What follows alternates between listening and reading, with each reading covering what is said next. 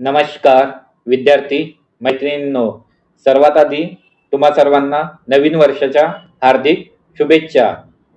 आजच्या या व्हिडिओमध्ये आपण महिला व बालविकास भरती ICDS अंगणवाडी पर्यवेक्षिका या पदासाठी काही महत्त्वाचे प्रश्न बघणार आहोत.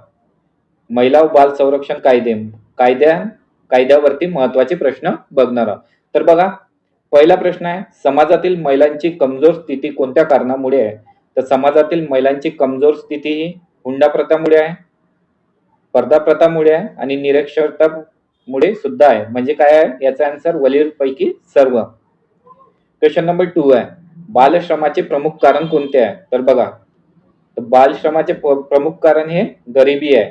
आणि जर ऑप्शन मध्ये वरीलपैकी सर्व असतं तर निरक्षरता पण असतं, शिक्षणाच्या संधीचा अपव्यय पण असतं आणि अधिक लोकसंख्या सुद्धा याचं कारण असतं.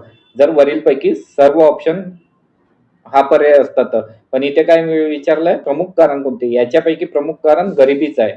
समजलं? सोपी आहे पण कन्फ्यूज करू शकतो. ठीक आहे. महिला हिंसाचारापासून महिलांचे संरक्षण कायदा 2005 संदर्भात खालीलपैकी कोणते विधान बरोबर नाही? काय विचारलंय? विधान बरोबर नाही. तर हा कायदा आर्थिक शोषणाला सामाजिक हिंसाचाराचा एक प्रकार मानतो, बरोबर आहे. हा कायदा लैंगिक शोषणाला एक स्थानिक हिंसाचार मानतो, हे सुद्धा बरोबर आहे. हा कायदा महिलांचे शारीरिक आणि वाचिक शोषणापासून संरक्षण करतो, हे सुद्धा बरोबर आहे. हा कायदा केवळ वैवाहिक संबंधांना संरक्षण देतो परंतु लिव्ह इन संबंधांना संरक्षण देत नाही. तर हे काय चुकीचं आहे. नाही विचारलाय तर हाच ऑप्शन नाही आहे, बाकी 3 बरोबर आहे. क्वेश्चन नंबर 4 आहे, पोक्सो कायदा 2012 खालीलपैकी कोणत्या अपराधासाठी बनविला गेला आहे? तर पोक्सो कायदा 2012 हा बाल लैंगिक शोषणासाठी बनवला गेला आहे. आणि पोक्सोचा फुल फॉर्म काय ते तुम्ही मला कमेंट मध्ये सांगा. आणि विद्यार्थी मित्रांनो, तुम्ही हा व्हिडिओ कुठल्या जिल्ह्यातून बघत आहे ते मला कमेंट मध्ये सांगा, जेणेकरून मला माहित पडेल माझा व्हिडिओ विद्यार्थी कुठल्या जिल्ह्यातून बघत आहे. क्वेश्चन नंबर 5 आहे, कार्यस्थळी महिलांचे लैंगिक शोषण प्रतिबंध विरोध आणि निवारण कायदा कोणत्या वर्षात लागू करण्यात आला? तर याचा आन्सर आहे 2013 साली. कार्यस्थळी महिलांचे लैंगिक शोषण प्रतिबंध विरोध आणि निवारण कायदा हा 2013 ला लागू करण्यात आला. क्वेश्चन नंबर 6 आहे, हुंडा प्रथा प्रतिबंधित करण्यासाठी कोणता कायदा लागू केला आहे? तर हुंडा प्रथा प्रतिबंधित करण्यासाठी हुंडा प्रतिबंध कायदा 1961 लागू केला आहे. ठीक आहे. क्वेश्चन नंबर 7 आहे, बालविवाह प्रतिबंध कायदा कोणत्या वर्षी लागू करण्यात आला? तर बालविवाह प्रतिबंध कायदा 2007 ला लागू करण्यात आला. क्वेश्चन नंबर 8 आहे, कामाच्या ठिकाणी महिलांचे लैंगिक शोषण प्रतिबंधाबाबत विशाखा प्रकरणात दिलेले मार्गदर्शक तत्वे कोणत्या कायद्यात समाविष्ट आहे? तर बघा, कामाच्या ठिकाणी महिलांचे लैंगिक शोषण प्रतिबंधाबाबत विशाखा प्रकरणात दिलेले मार्गदर्शक तत्वे हे विशाखा कायद्यात समाविष्ट आहे. क्वेश्चन नंबर 9 आहे, डायर प्रताडणा प्रतिबंध कायदा कोणत्या वर्षात लागू झाला? तर याचा आन्सर आहे 2015. डायर प्रताडणा प्रतिबंध कायदा हा 2015 या वर्षी लागू झाला. क्वेश्चन नंबर 10 आहे, IPC कलम 354 खालीलपैकी कशाशी संबंधित आहे? तर IPC कलम 354 हे पाठलाग करणे, एखाद्या महिलेचा पाठलाग करणे हे IPC कलम 354D याच्याशी संबंधित आहे. क्वेश्चन नंबर 11 आहे, बाल आणि किशोर प्रतिबंध आणि नियंत्रण कायदा कोणत्या वर्षात लागू झाला? तर बाल आणि किशोर प्रतिबंध आणि नियंत्रण कायदा हा 1986 ला लागू झाला. बाल आणि किशोर प्रतिबंध आणि नियंत्रण कायदा 1986 ला लागू झाला. जर विद्यार्थी मित्रांनो तुम्हाला हा व्हिडिओ आवडत असेल तर व्हिडिओला लाईक करा आणि चॅनलवर नवीन असाल तर चॅनलला सबस्क्राईब करा. आणि तसेच आपला टेलिग्राम ग्रुप सुद्धा जॉईन करा. व्हिडिओच्या डिस्क्रिप्शन मध्ये टेलिग्राम ग्रुपची लिंक दिली आहे. तिथे तुम्हाला सर्व प्रकारच्या एक्झामची अपडेट लवकरात लवकर मिळत राहतील. क्वेश्चन नंबर 12 आहे, भारतीय दंड संहिता कोणत्या वर्षी लागू झाली? तर भारतीय दंड संहिता 1860 ला लागू झाली. भारतात सर्वप्रथम किशोर न्याय कायदा कोणत्या वर्षात अस्तित्वात आला? तर याचा आन्सर आहे 1986. भारतात सर्वप्रथम किशोर न्याय कायदा 1986 वर्षात अस्तित्वात आला. क्वेश्चन नंबर 14 आहे, महिला हिंसाचारापासून महिलाचे संरक्षण कायदा कोणत्या वर्षी लागू झाला? महिला हिंसाचारापासून महिलाचे संरक्षण कायदा हा 2005 या वर्षी लागू झाला. बालविरोध कायदा 2006 मध्ये कोणता अधिनियम वापरण्यात आला? बाल विरोध कायदा 2006 मध्ये शारदा अधिनियम वापरण्यात आला. क्वेश्चन नंबर 15 आहे, बाल विरोध कायदा झाला. क्वेश्चन नंबर 16 आहे, महिला हिंसाचारापासून संरक्षण कायदा कोणत्या तारखेला लागू झाला? तर महिला हिंसाचारापासून संरक्षण कायदा हा 26 ऑक्टोबर 2006 ला लागू झाला आहे. बघा मैत्रिणींनो, आजच्या व्हिडिओमध्ये अत्यंत महत्वाचे क्वेश्चन घेतले आहे कायद्यांवर, तर ते एकूण एक तुम्ही तारीख सहित रीड करून घ्या. परीक्षेला कसाही प्रश्न विचारू शकतो आणि हा TCS आहे, एक्झाम इझी क्वेश्चन वर जाऊ नका. ठीक आहे. प्रश्न 17, विच हंटिंग डायन प्रताड़ना कायदा कोणत्या वर्षी लागू झाला? त्याचा आन्सर आहे 2015 ला. विच हंटिंग डायन प्रताड़ना कायदा 2015 वर्षी लागू झाला आहे. क्वेश्चन नंबर 18 आहे, महिलांवरील हिंसाचाराची संबंधित कोणता कायदा आहे? तर याचा आन्सर आहे महिला हिंसाचारापासून संरक्षण कायदा 2005. महिला हिंसाचारापासून संरक्षण कायदा 2005 हा महिला वरील हिंसाचाराशी संबंधित कायदा आहे. क्वेश्चन नंबर 19 आहे, हुंडा प्रथा प्रतिबंध कायदा देशात कोणत्या तारखेला लागू झाला? तर याचा आन्सर आहे ऑप्शन बी, 20 मे 1961 ला. 20 मे 1961 ला हुंडा प्रथा प्रतिबंधक कायदा लागू झाला. क्वेश्चन नंबर 20 आहे, महिलांना लाभ मिळवून देण्यासाठी मातृत्व लाभ कोणत्या कायदा कोणत्या वर्षी लागू झाला? त्याचा आन्सर आहे 1961. महिलांना लाभ मिळवून देण्यासाठी मातृत्व लाभ कायदा 1961 ला लागू झाला. क्वेश्चन नंबर 21 आहे, जो बालक आपल्या संस्कृती व समाजाच्या नियमाचे उल्लंघन करतो आणि समाजविरोधी आचरण करतो तो कोणत्या प्रकारात मोडतो? तर बघा, जो बालक आपल्या संस्कृती व समाजाचे नियमाचे उल्लंघन करतो आणि समाजविरोधी आचरण करतो तो बाल अपराधी या प्रकारात मोडतो.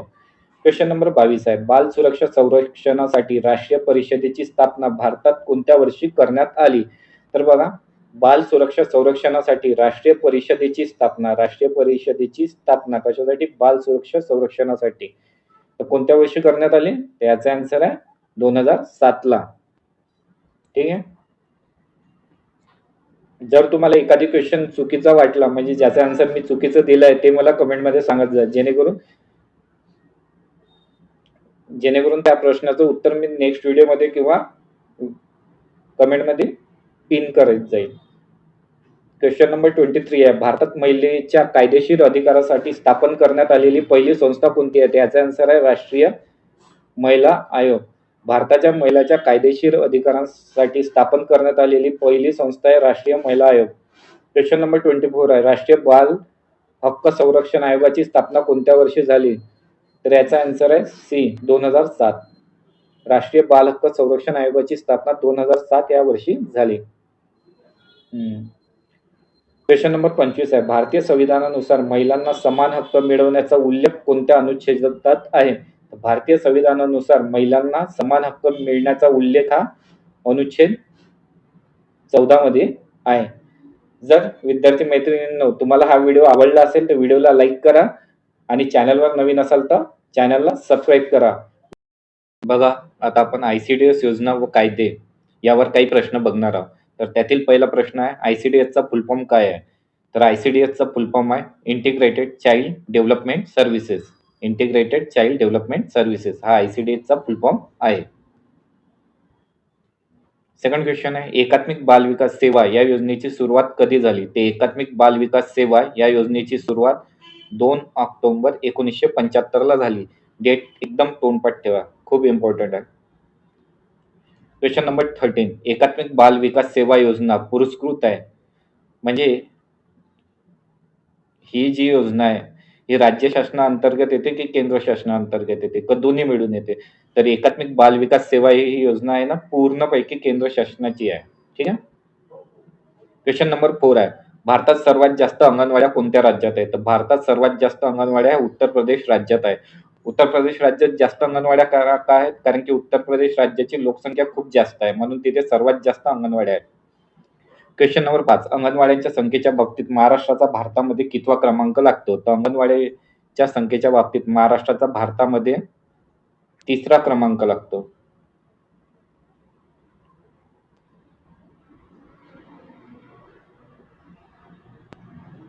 एकात्मिक बाल विकास सेवा योजनेचे लाभार्थी कोण आहेत? ते एकात्मिक बाल विकास सेवा योजनेचे लाभार्थी आहे 0 ते 6 वयोगटातील बालके, गर्भवती महिला, स्तनदा माता म्हणजे वरीलपैकी सर्व एकात्मिक बाल विकास सेवा योजनेचे लाभार्थी आहेत.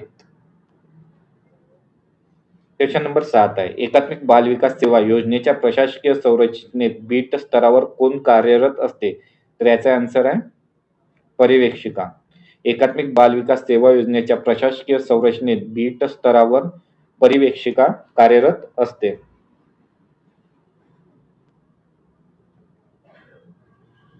एकात्मिक बाल विकास सेवा योजनेच्या प्रशासकीय संरचनेच्या तालुका स्तरावर कोण कार्यरत असते? तर बघा, एकात्मिक बाल विकास सेवा योजनेच्या प्रशासकीय संरचनेच्या तालुका स्तरावर आहे ना बाल विकास प्रकल्प अधिकारी कार्यरत असते तालुका लेवलवर. आणि एकात्मिक बाल विकास सेवा योजनेच्या प्रशासकीय संरचनेत जिल्हा स्तरावर कोण असते? तर जिल्हा स्तरावर असते उपमुख्य कार्य अधिकारी. पण कुठला? बाल कल्याणवाले उपमुख्य कार्य अधिकारी हे एकात्मिक बाल विकास सेवा योजनेच्या प्रशासकीय संरचनेत जिल्हा स्तरावर कार्यरत असते. Question number 10. एकात्मिक बाल विकास सेवा योजनेच्या प्रशासकीय संरचनेत गाव स्तरावर कोण कार्यरत असते? तर गाव स्तरावर आहे ना अंगणवाडी सेविका तसेच अंगणवाडी मदतनीस म्हणजे वरीलपैकी दोन्ही ह्या एकात्मिक बाल विकास सेवा योजनेच्या प्रशासकीय संरचनेत गाव स्तरावर कार्यरत असतात. क्वेश्चन नंबर 11 आहे. एकात्मिक बाल विकास सेवा योजनेअंतर्गत पुढीलपैकी कोणती सेवा पुरवली जाते? तर याचा आन्सर आहे वरीलपैकी सर्व. एकात्मिक बाल विकास सेवा योजनेअंतर्गत पूरक पोषण दिला जातो, शालेय अनौपचारिक शिक्षण तसेच पोषण आणि आरोग्य शिक्षण सुद्धा दिले जाते. एकात्मिक बाल विकास सेवा योजनेअंतर्गत पूरक पोषण, पूर्व शालेय अनौपचारिक शिक्षण तसेच पोषण आणि आरोग्य शिक्षण हे वरीलपैकी सर्व पुरवले जातात. क्वेश्चन नंबर 12 आहे. एकात्मिक बाल विकास सेवा योजनेअंतर्गत पुढीलपैकी कोणती सेवा पुरवली जाते? ते एकात्मिक बाल विकास सेवा योजनेअंतर्गत लसीकरण सुद्धा दिले जाते, आरोग्य तपासणी सुद्धा दिले जाते, तसेच संदर्भ सेवा सुद्धा दिले जाते म्हणजे वरीलपैकी सर्व आहे. क्वेश्चन नंबर 13 आहे. पूर्व शालेय अनौपचारिक शिक्षण कोणत्या वयोगटातील बालकांना दिले जाते? तर पूर्व शालेय अनौपचारिक शिक्षण हे 3 ते 6 वयोगटातील बालकांना दिले जाते. क्वेश्चन नंबर 14 आहे. एकात्मिक बाल विकास सेवा योजनेअंतर्गत पोषण आणि आरोग्य शिक्षण कोणत्या वयोगटातील महिलांसाठी असते? तर बघा, एकात्मिक बाल विकास सेवा योजनेअंतर्गत पोषण आणि आरोग्य शिक्षण 15 ते 45 वर्ष वयोगटातील महिलांसाठी असते. क्वेश्चन नंबर 15 आहे. एकात्मिक बाल विकास सेवा योजनेअंतर्गत 2009 पासून लाभार्थ्याला पूरक पोषण आहार वर्षातून किती दिवस देण्यात येतो? तर 300 दिवस. एकात्मिक बाल विकास सेवा योजनेअंतर्गत 2009 पासून लाभार्थ्याला पूरक पोषण आहार हा वर्षातून 300 दिवस देण्यात येतो. ठीक आहे. क्वेश्चन नंबर 16 आहे. एकात्मिक बाल विकास सेवा योजनेद्वारे देशभरात 6 वर्षाखालील कुपोषित मुलासाठी केंद्र शासनाने कोणता समुदाय आधारित काळजी कार्यक्रम सुरू केला आहे? तर बघा, एकात्मिक बाल विकास सेवा योजनेद्वारे देशभरात 6 वर्षाखालील कुपोषित मुलासाठी केंद्र शासनाने स्नेह शिबिर आधारित काळजी कार्यक्रम सुरू केला आहे. क्वेश्चन नंबर 17 आहे. भारतात किती लाख लोकसंख्येसाठी एक शहरी ICDS प्रकल्प मंजूर केला जातो? तर भारतात 1 लाख लोकसंख्येसाठी एक शहरी ICDS प्रकल्प मंजूर केला जातो. लक्षात ठेवा. क्वेश्चन नंबर 18 आहे. एकात्मिक बाल विकास सेवा योजनेअंतर्गत पूरक पोषण आहारासाठी 6 ते 72 म्हणजे महिन्याचा कालावधी म्हणजे किती आहे? 6 महिने ते 6 वर्ष. 6 महिने ते 6 वर्ष.